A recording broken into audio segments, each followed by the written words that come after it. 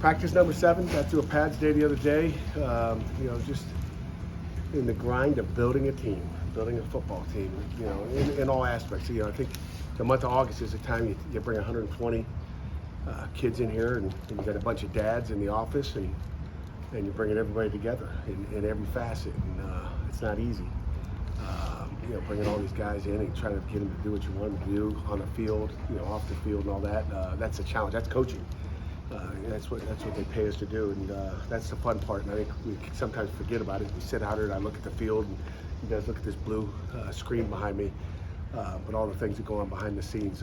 But kids had a nice day yesterday. Went to the movies on their day off, and they better be ready to go to work today, Jerry. I'm sure they will. I'm not concerned. Good.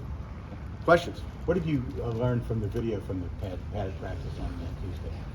Oh gosh, learned that we got ways to go in every phase, like every team in the football world does, I guess.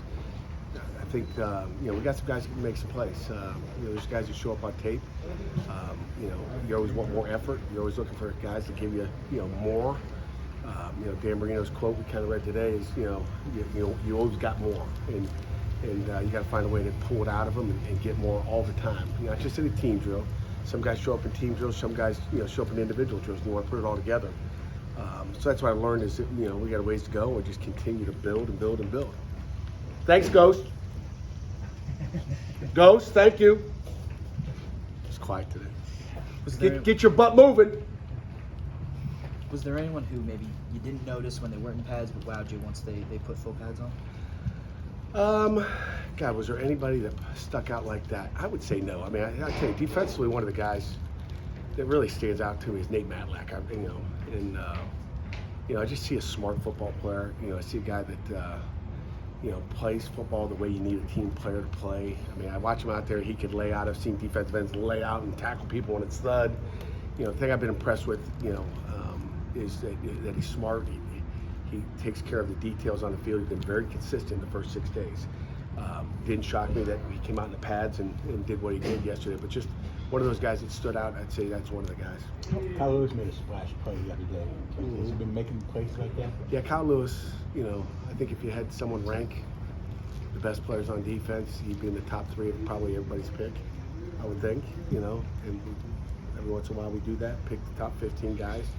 Make sure you're putting the right guys on. Make sure everybody feels the same way. Don't put your name on it and see where we go. But Kyle Lewis is a playmaker. Post that list on social media. Yeah, I posted it yesterday. You didn't see it? I didn't see it. I must have missed it. How important was it to get a guy like Nate, given all the experience that we lost in the defensive line this offseason? It was important. If we didn't get Nate, we're going to find somebody. And I tell you what, Chief Borders is, it's another guy that's shown, we just talked transfers and guys you brought in. You're always going to have needs, and you got to fill your needs. Chief has got one of the best motors I've seen. Okay, and you know what? That's if you put on your Nebraska highlight tape, you're going to see a motor. We lost a guy with maybe a low motor, and we got a guy with a great motor. And Nate Matlack is got a motor as well. Like it never stops, but he's smart too. Both of those guys did different things at their old schools, than what they're doing here. The 3-4 at Kansas State, Chief standing up. How did you go through? I mean, how do you project those guys individually? What stood out about those guys that made you believe they could play in your kind of defense? I've talked, for years and years and years and years prior to coming here just about the evolution of defense, and you're always looking for big athletes on the edge. You move big linebackers, to defensive end, you move big D ends inside like Nakai. If you look from year 1 here to where we are in 10, we're always constantly moving guys around, and I feel like we wasted time with Nakai. We could have moved him earlier. I feel like it was a bad decision on my part. Just didn't, you open your eyes, figure it out, and feel like didn't figure that out fast enough. I wish I'd have got there fast enough to get that done.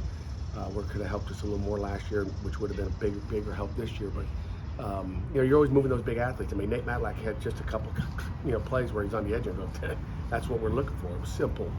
You got to believe what you see on tape, and the same thing with Chief. The thing I loved about Chief, I knew he was a big athlete. The guy could stand up and play linebacker. Both those guys could stand up and play linebacker for a lot of people. But they fit into our speed on the edge is what we need.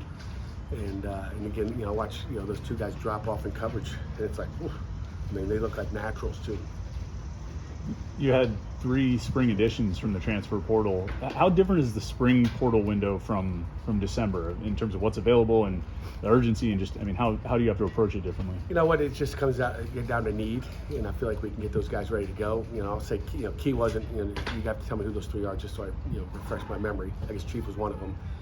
Anthony Johnson. And Anthony Anglin. Johnson and Anglet. I mean, just like I look at Key. Key might as well have been a summer guy. We got 1 minute, EJ.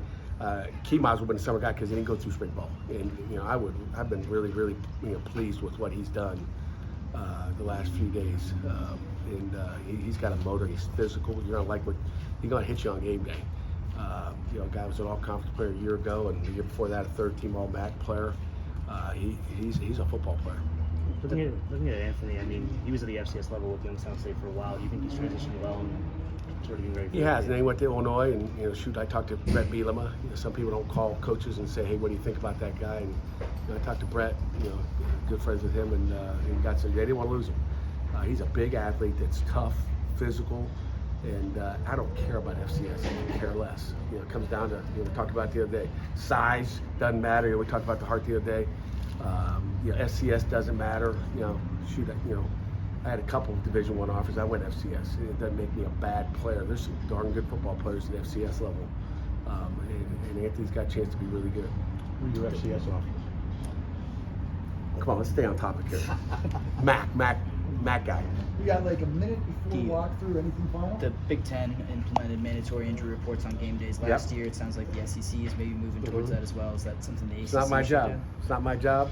I could care less. We used to do it, if some of you guys remember, but there's a lot of lying on it anyway. So they lie on it, and what's the reprimand?